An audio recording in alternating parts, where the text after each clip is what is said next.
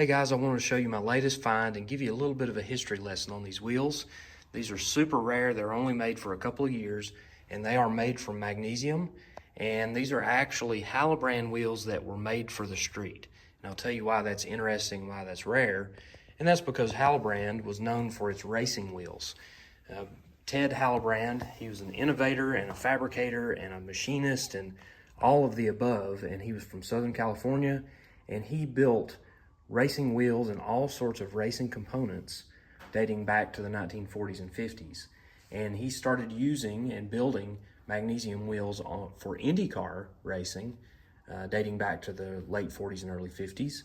And some of that technology bled over into drag racing and other forms of racing, sprint car racing, dirt track racing. But Halibrand was not really known for its street wheels up until the modern age. So this wheel, this is the 2039 is the model number. They didn't have names back then for the Halibrand wheels, but this was part of their touring line, and it was designed for sports cars, American sports cars specifically.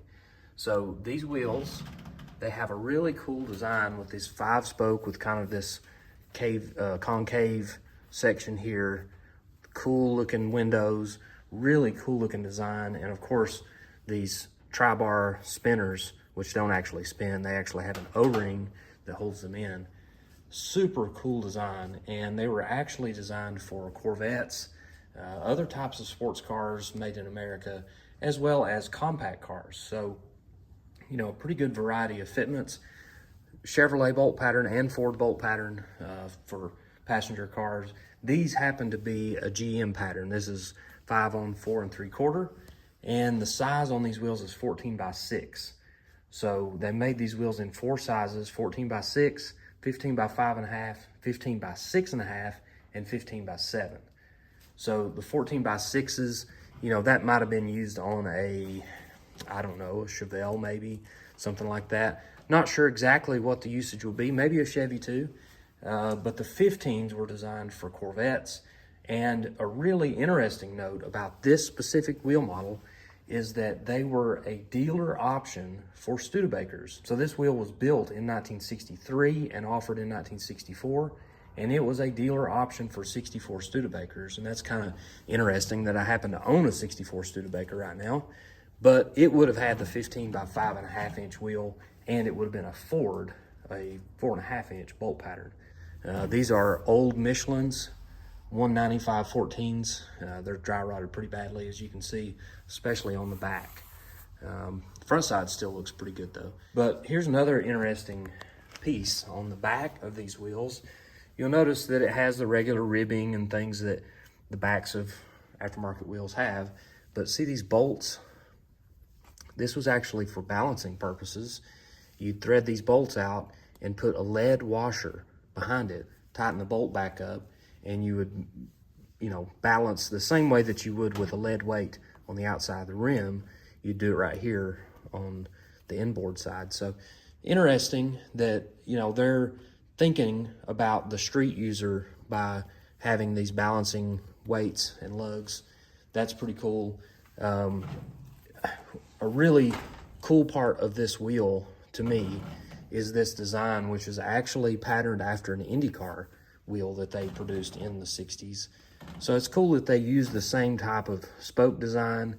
Of course, IndyCar wheels wouldn't have had 5 lugs. Those were 6-pin knockoffs. So again, they made some changes on the mold and the pattern and made a really cool looking street wheel. And you know, these things, magnesium wheels are known for being brittle and, you know, getting pitted and, you know, just deteriorating with time. And these are in decent shape. You can see they've got a little bit of water damage right here around the valve stem. And that's really common because these have a tube, and that just lets water in there, inside of that hole. And as that water sits and collects in there, it can deteriorate the wheel. But luckily, all the way around the edges of the bead area looks good. Of course, I haven't de-beaded it, you know, to try to dismount the tires. It could be deteriorated on the bead. I don't know that, but it looks pretty good. Everywhere on this looks pretty good to me. Here you can see some of the markings, the 2039 and then a M1177 maybe, kind of hard to tell. The 2039 was a model number for this 14x6. The 15s were 2011. They had different variations of that part number for the different 15-inch widths, but the 2039 is specifically 14-inch. These were supposed to have Halibrand cast in up here somewhere on one of these spokes. Every other reference picture that I've seen has Halibrand. Some of them even have 6x14 and even the offset, which is 3.5 inches.